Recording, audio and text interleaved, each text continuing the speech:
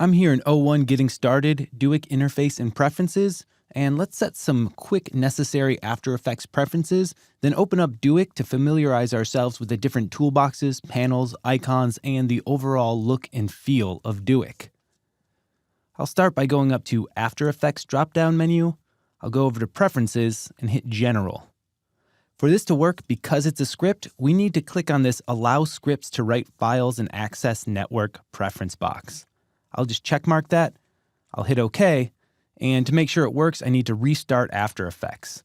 So I'll just quit After Effects, go back to my project file, and open it back up. All right, so now we're good to go. Because Duik is a script, we need to open it up in our Windows panel. I'm going to go up to Windows, and I'll go down to Duik, which will be way at the bottom with any other scripts you have in there. I'll click on it, and it will pop up. There it is in all its glory. So because it's a dockable panel, I'm going to click on the little Duik text here, and I'm going to drag it all the way over to the right of my screen, just so it's highlighting this right side, so it takes up the entire right side. Now I'm just going to adjust a few things just to get this set up so I can work with it really easily. I'll move this over all the way until I can see all of those icons at the top up to the question mark. I'll go and click until I get the double arrow, move that over so I can see my screen real well. I don't need all of these different panels over here, so I'm going to start closing them off. I'll close my info panel, click and close my audio panel. I'm going to leave the preview up. I'll get rid of my character panel. If you have any other panels open in here, you can go ahead and get rid of them. I'm going to use my effects and presets at some point, so I'll keep these. And because I like this setup and it looks real good, I'm going to go into Window, Workspace, and I can go ahead and save as a new workspace. And I'll just name this Duik. I'll hit OK. And so now this is set up. It's good to go. I'm feeling good about it. So let's take a look at the Duik interface. The Duik interface is made up mainly of 4 different toolboxes. Up top here, you can see our different toolboxes going across the top of our Duik screen. First, we have the rigging toolbox, which looks like a little character or a little person here. You'll see the auto rig, a bunch of rigging settings to help us rig characters and make everything we want move really cool. Next to that, we have our automation toolbox. This contains expression automation tools like wiggle, swing, spring, and blink. These will allow us to actually add automated expressions to different properties without having to keyframe for the most part. Awesome. Next to that, we have our animation toolbox. The animation toolbox contains a bunch of different tools for helping us work with keyframes, animation, copying and pasting animation. It's great. Next to that, with the little camera icon, we have our camera toolbox. The camera toolbox has tools for working with or simulating cameras in After Effects using expressions and different rigging tools. Beyond our toolboxes, we have 2 extra panels. We have the setting panels here, which looks like a little wrench. And inside this, you'll see that we have a drop down here with general settings, rigging settings, and animation settings. In our general settings, you can set your language to several different languages.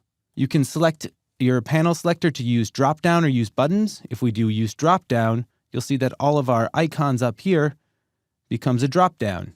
I prefer buttons. There's also something called expert mode.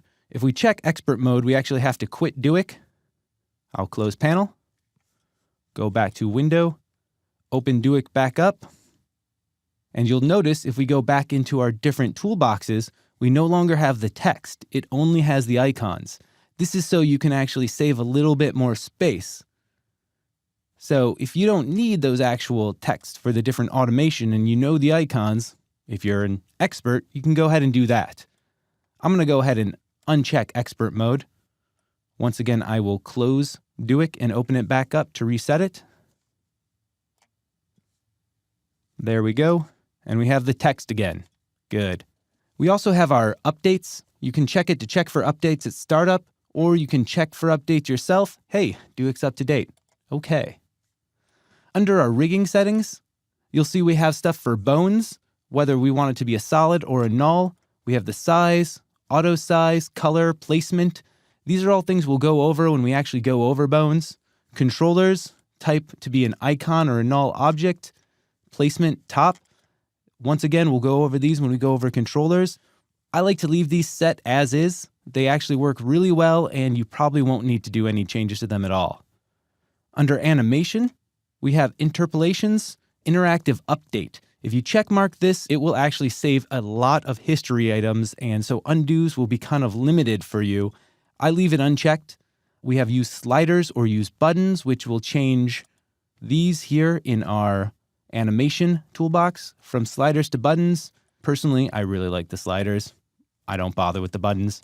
It also has copy and paste settings here, whether it uses layer names, indexes, or selection order. You can leave these as is as well, and that's pretty good. We also have our help panel, which has a bunch of different information about the website and stuff. Now this might change because Duik is constantly updating, changing, and creating new stuff. So this is mostly just information. I wouldn't worry too much about it. The last two buttons in the Duik interface I want to talk about are right up here to the top left. We have a simple notepad and a calculator. If you check out the simple notepad, you can type in whatever you want in here, like Owen rocks, ! And I can close it. And anytime I open it back up, I'll know that I rock.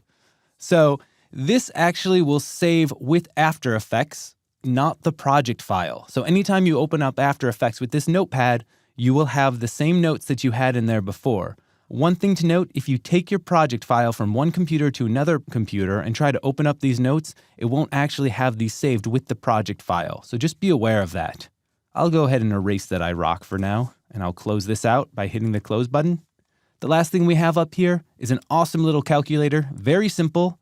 8 times 6 equals 48. Fantastic. This is just really helpful for the fact that sometimes you need to do some calculations. You need to measure distance. You need to measure multiple distances and things like that. And so they just have this in here for simple use so you don't have to go to another calculator app or anything like that. I'll close this out. Now, finally, last thing, there is one major bug that I want to talk about that I found here in Duik version 15.08. You can see the version you're using at the bottom right of Duik. So if you're adding certain automations or buttons to this, and you're using the space bar to preview, you might accidentally double up on the amount of instances of any function that you add. Let me show you real quick. I'm going into the automation, and I'm going to just quickly draw a little rectangle here. Just a shape layer. I'm going to hit V to go back. And let's say I'm adding the blink automation to its opacity. So I'll hit T for the opacity, click on opacity, quickly just add the blink. Now I hit that. If I hit the space bar to try to preview it, nothing's happening. And that is because if we open up effects, it added an opacity blink. And when I hit the space bar, it added a second one. Now if I hit the space bar, we can see it happening, but we have two instances, which I didn't want. I'm hitting Command Z and Command Z again to take it back. So once again, if I hit blink, you can see the effects opened up and it opened up the opacity blink. If I hit the space bar to try to preview without clicking off of it, it just keeps adding more and more instances of that. So that's no good. So make sure, I'm hitting Command Z to get rid of these again. Once you hit the automation, go ahead and click off of it. Maybe double click on the effect to bring up the effects control panel to look at the settings, and then hit the space bar to see the automation. And there we go. We've got some awesome, great blinking action. So that's the only bug I've come across, but I'll tell you what, it happens to me all the time. So when that happens, just Command Z and start back again. I'm going to go ahead and remove this automation that I did by just holding down Option and clicking on opacity to remove the expression it wrote, and then clicking on the effect opacity blink and hitting delete. And I'm going to delete this shape layer. Okay. Personally, I like to dock my Duik panel over here to the right of my composition window, but feel free to place the window wherever you find it to be most convenient in your setup, to be most helpful in your animation.